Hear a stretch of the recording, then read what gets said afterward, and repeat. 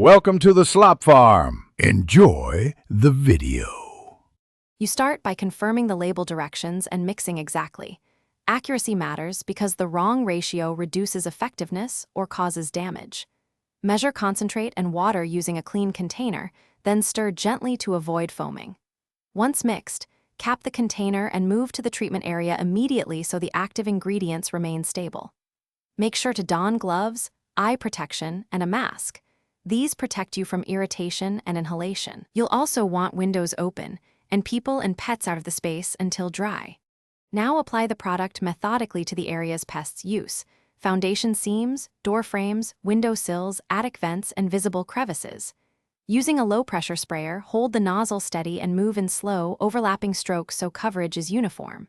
Once done, check for drips and avoid pooling. Excess causes runoff and decreases longevity.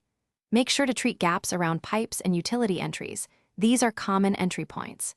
If treating indoors, ventilate and avoid contact with treated surfaces until fully dry. To finish, allow treated surfaces to dry completely and follow the label for safe re-entry times. This protects you and ensures the product bonds correctly. Once dry, inspect treated zones in 24-48 hours for continued activity and retreat heavy traffic or problem spots as recommended. If you see staining on surfaces or experience unexpected irritation, rinse the area with water and soap immediately, ventilate, and call the manufacturer for guidance. Keep a record of application date and product batch for future reference. Thanks for watching. Consider subscribing if we helped you today.